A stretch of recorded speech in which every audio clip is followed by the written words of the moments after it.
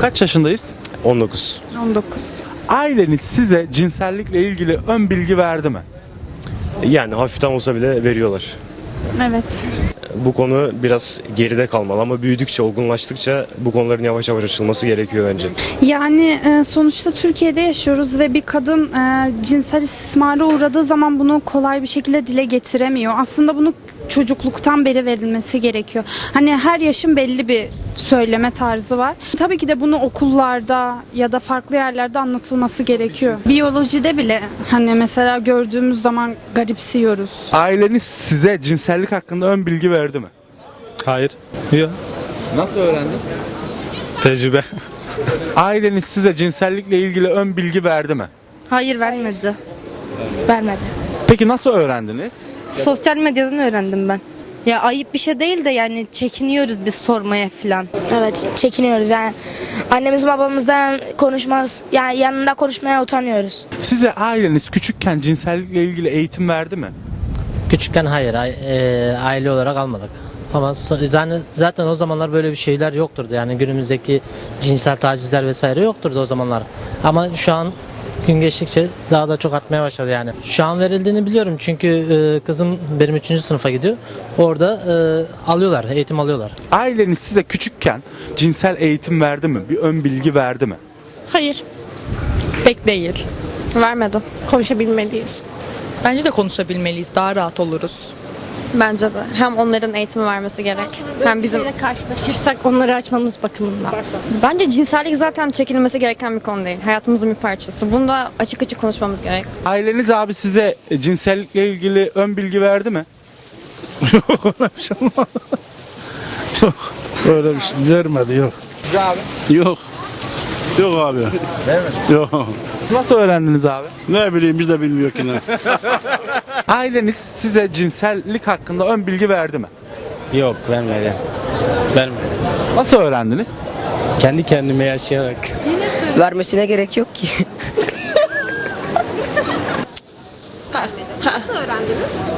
Arkadaşlar şu son zamanlarda artan tecavüz olayları falan. Ondan sonra vermeleri gerekiyordu diye düşünüyorum. Aileniz size küçükken cinsellik hakkında ön bilgi verdi mi?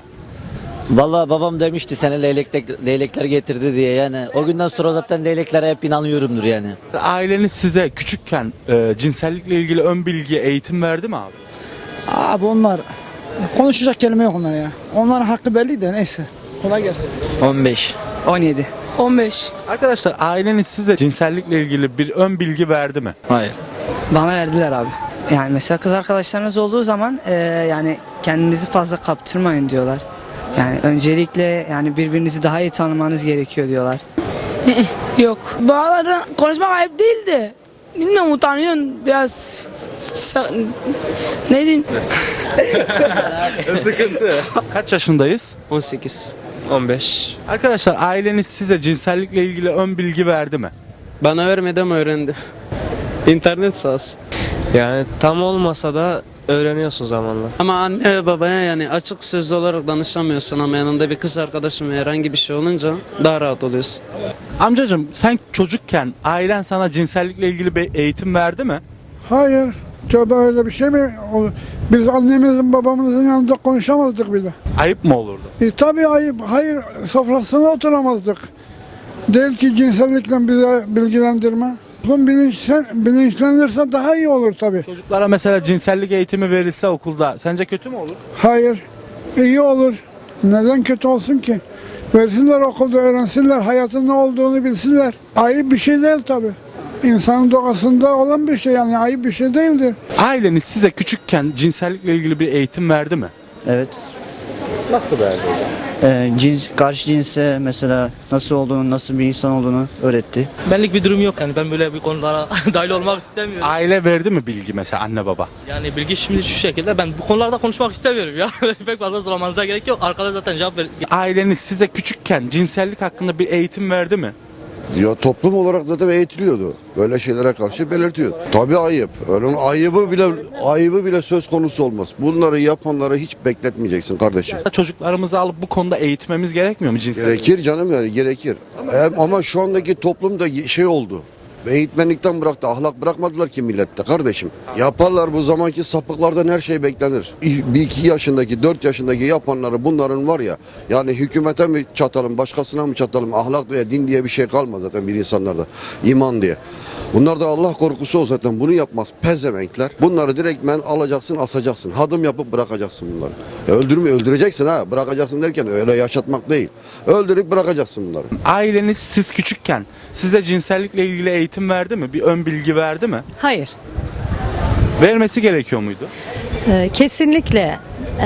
Hele bir evlendikten sonra, aile kurduktan sonra, çocuklarınızı koruma olayına girdikten sonra çok ciddi anlamda ilk işin eğitim olduğunu, cinsel kavramda ona dokunmanın, sevmenin, iyi niyet ve kötü niyeti ayırt edecek kadar okullarda bile okutulması gerektiğine inanıyorum. Bunun en önemli etkenlerinden biri dini yanlış yorumlayıp ve yanlış şekilde bizlere aksettirmelerinden kaynaklı. Yani din adamları işte birileri bilir, öbürleri bilemez. Tabii onlar birileri bildikleri için herkes bilirse onlara ihtiyaç kalmaz. Durum böyle olunca da ne ile çözülebilir? Ayıp. Günah. Mesela ben Ramazan ayı kültürlü bir insanım ama orucumu tutmasını, namaz kılmasını biliyorum. Ama sadece bu bir soru sorduğum zaman bana tabuymuş, yıkılmaz, sakın ha, sen onu bilemezsin. Bunlar tabii ayıp olunca ya da insanların yasaklara karşı şu anda bir damacanaya, eşeğe, köpeğe, bunların hiçbirinde bu insanların ciddi anlamda suçları yok. Toplum olarak bizlerin eğitimsiz, bilinçsiz, kadını obje olarak görmesi, kadını sadece o cinsellikle biliyor. Cinsel kavramda yaklaşamayınca belirli duygularını farklı şeylerden çıkarıyor ya da kadını öldürüyor. Sapkınlıkla işi bu şekilde bitiriyor. Bunun en önemli etkenlerinden biri eğitimsiz, dini iyi yorumlamayan, bazı insanların işine geldiği gibi yaptığından dolayı bunun bedelini de maalesef bu insanlar ödüyor. Cinsel eğitimle ilgili kız ve erkeklerin eşit olduğunu, cinselliğin çok ciddi anlamda bir kavram olmadığını, bakireliğin esas sebebini araştırırken Google'a yazıyorsun, her haltı yazıyorsun. Bir bak Google'a, işte bakirelik ne anlama geliyor?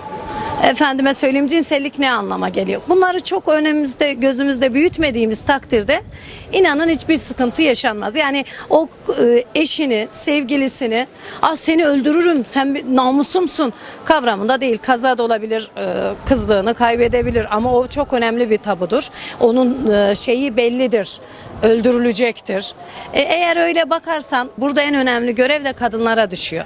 Eğer kızınızla oğlunuza aynı derecede bakarsanız eğitimi de aynı şekilde verirsiniz. Oğlan evine sevgilisini getirirse kızına da getir diyeceksin. En önemli olan kızını korumak. Ya da getirse ne olur? Onların ikisiler de benim çocuğum olacak. En azından ben o insanları daha iyi tanır. Ona göre kızıma akıl verebilirim ya da oğluma akıl verebilirim. Oğlum hukukçu, kızım psikoloji okuyor.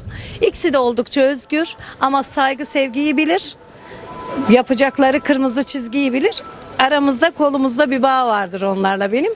Onlar bir tehlikeye gittiği zaman çekildiğini bilir. O konuda sıkıntı yok. Yani ağzı olan konuşuyor zaten. Sarı Mikrofon. Türkiye'nin en çok izlenen mikrofonu.